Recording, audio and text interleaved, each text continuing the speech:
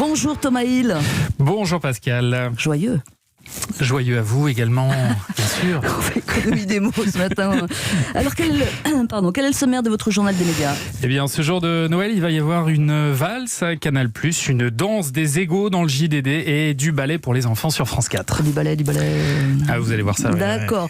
Alors il y a une petite gueule de bois aussi, Médiamétrie. On aura les audiences un petit peu plus tard. On vous les donnera, mais à la fin du journal des médias. Ils sont en train de digérer leur bûche, ça prend un peu de temps, dis donc. Ouais. C'est humain. On commence, Thomas, ce journal par ce nouveau licenciement donc au sein de Canal+. Oui, vous en parliez, Stéphane Guy, le commentateur phare du foot depuis 23 ans sur Canal+, vient d'être viré pour avoir parlé, comme le dit l'équipe. Le motif invoqué serait la déloyauté envers sa chaîne.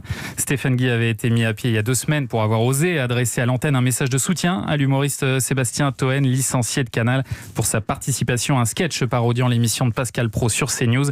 Voilà ce qu'avait dit Stéphane Guy juste avant le début d'un match.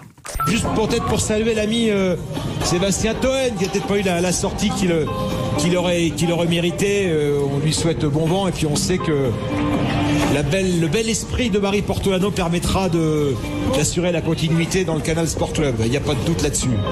Et comme le disait Coluche, l'un des pères fondateurs de notre belle chaîne Canal, Habib, il faut se méfier des comiques parce que quelquefois, ils disent des choses pour plaisanter. Voilà, un message qui n'était pas d'une violence extrême, mais visiblement c'était déjà trop pour la direction de Canal. Stéphane Guy a réagi en déclarant sobrement à l'AFP « C'est un jour de profonde tristesse ». Ouais, un Noël triste, ça arrive. Reste à savoir, Thomas, si ce licenciement va entraîner ou non une fronde au sein du service des sports de la chaîne, ou non. Ou non. La Société des journalistes a réagi rapidement dans la soirée, se disant indignés par cette décision et revendiquant leur droit à ne pas être inquiétés si ce qu'ils disent déplaît à leur direction. Mais ils ajoutent qu'en raison du timing lié au fait et dans l'optique d'une communication plus large, ils en resteront là pour le moment. Alors pour les nostalgiques de l'esprit Canal, mais le Canal historique, un documentaire retrace la carrière de l'un de ses fondateurs, Pierre Lescure. Oui, l'actuel président du Festival de Cannes et chroniqueur de Cet Avou a pour la première fois accepté qu'un documentaire retrace son parcours. Pourtant, il disait avec humour « Je n'aime pas spécialement raconter ma vie, il n'y a que Michel Drucker qui prend plaisir à le faire 36 fois par jour ». Alors j'ai demandé au co-réalisateur de ce documentaire, Maxime Switek, comment il s'y était pris pour convaincre son ami Pierre Lescure de se confier. Écoutez. À l'époque où on était tous les deux encore à Cet Avou, il y avait une chose qu'il détestait par-dessus tout, c'était de faire le point cuisine. À tout début d'émission, vous présentez le chef, le plat qu'on va manger, etc. Pierre détestait ça. Et un jour, il vient me voir en me disant « Écoute, ce soir c'est à mon tour, j'ai pas envie de le faire, fais-le à ma place ». Je lui dis « Ok, mais en échange, tu dis oui, quelle que soit la question que je vais te poser ». Il me dit « Ok ». Je tiendrai parole. Arrive la fin de l'émission, j'envoie un SMS à Pierre en lui disant « voilà, tu viens d'accepter qu'un petit con comme moi fasse un documentaire sur ta vie, sur ta carrière ». Il m'a répondu tout de suite « un oui est un oui, je tiendrai parole ». Ce 52 minutes intitulé Pierre et Lescure sera diffusé dimanche à 18h50 sur France 5.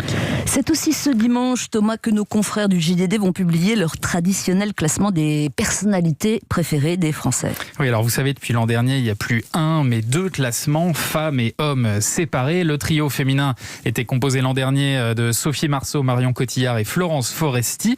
Du côté des hommes, c'était l'indétrônable Jean-Jacques Goldman, en tête devant Omar Sy et Danny Boone. Mais ça, c'était avant, puisqu'apparemment, il y a du changement dans les nouveaux podiums.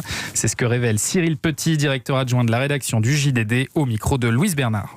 Je peux vous dire quand même qu'il y aura 4 nouveaux dans les 25 personnalités masculines préférées des Français et 3 nouvelles personnalités chez les femmes. Puis je peux aussi vous dire qu'il y aura des surprises avec des changements sur les 2 podiums, hommes comme femmes, et puis des grandes célébrités qui cette année vont sortir du top 50. Oui, forcément, et du coup il va y avoir des malheureux dimanche. Oui, et à l'inverse, certains vont avoir droit à un shoot d'ego au réveil, d'autant que cette année, le journal du dimanche avait laissé en partie les internautes choisir quelques-uns des nouveaux noms proposés aux Français. Du coup, certains petits malins avaient lancé des appels sur les réseaux sociaux et donné le mode d'emploi pour pouvoir voter en masse afin de faire entrer notamment Éric Zemmour dans la liste. Cyril Petit nous explique comment ils ont fait le tri. Nous avons évidemment repéré qu'il y avait des appels à la fraude massive, mais on a fait un tri dans les adresses IP. On a enlevé les éventuels abus de certaines personnes qui auraient créé des faux comptes mail pour voter pour les uns pour les autres. Ce n'est pas le cas seulement pour Éric Zemmour. On s'est rendu compte qu'il y a eu aussi sur d'autres personnalités des votes un peu de ce genre-là. Donc on a lissé tout cela. Tous ces noms-là, celui d'Éric Zemmour ou d'autres, ont été soumis au vote par sondage de l'IFOP, et donc on verra dimanche si ces personnalités sont rentrées dans le top 50. Verdict donc après-demain pour ce nouveau classement. Celui qui était 18e des hommes l'an dernier, Guillaume Canet, a annoncé sur Instagram la sortie d'un film surprise.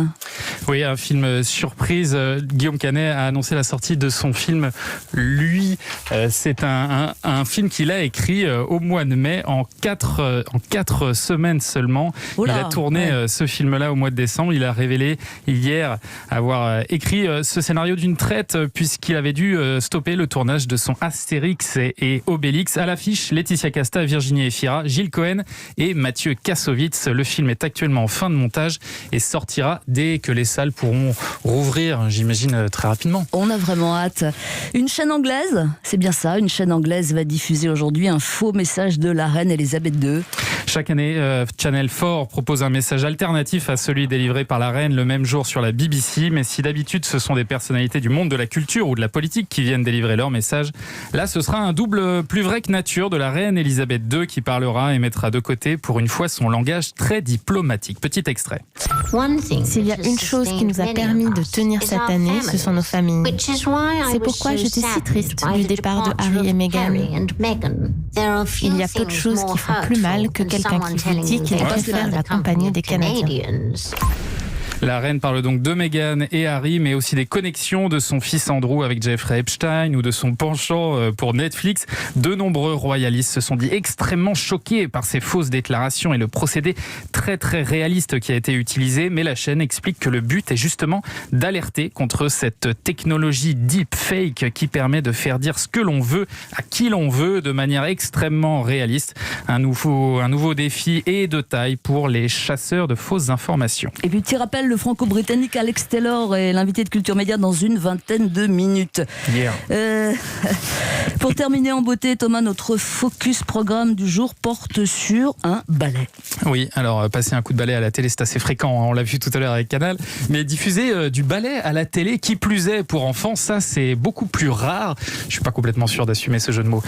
France 4 diffuse ce soir à 21h Mon premier lac des Cygnes. C'est une version simplifiée et raccourcie en 2 actes de ce ballet légendaire, et tout cela est mené avec brio par le danseur étoile fraîchement retraité Karl Paquette, qui a expliqué à Louise Bernard pourquoi c'était important d'initier les enfants à ce type de spectacle. Je trouve que c'est important d'amener les enfants à la danse. Je trouve que la danse, c'est ma passion, certes, mais c'est universel. Je pense qu'il y a un réel moyen de communication par la danse.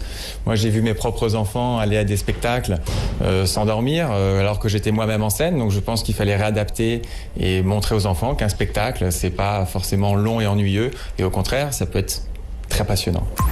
Voilà, rendez-vous donc ce soir à 21h sur France 4. Et je profite de ces quelques notes magiques pour vous souhaiter à tous un Noël féerique. Oh là là, féerique. Hein. Non, il met le paquet. Ça y est, Médiamétrie a mis le réveil. Voilà les audiences. Les audiences d'hier soir. Alors, qui est en tête, Thomas ? Eh bien, c'est les 12 coups de Noël diffusés sur TF1, présentés tous les midis par Jean-Luc Reichmann. Mais là, il avait les faveurs du Prime hier soir. 3 700 000 téléspectateurs, 26% du public. C'est pas énorme. Il n'y avait pas grand monde, il faut dire, devant la télé hier soir. Deuxième place, c'est pour France 3, avec un peu plus de 2 millions de téléspectateurs devant 300 cœurs pour les fêtes, avec un Vincent Niclot à la fois chanteur et présentateur. Et puis enfin, à la 3e marche du podium, c'est M6 avec La Belle et le Clochard. Soirée de réveillon de Noël oblige, il y avait un dessin animé, La Belle et le Clochard, grand classique de l'animation, sorti, écoutez bien, en 1955. Bien voilà, il a convaincu encore hier 1 800 000 enfants.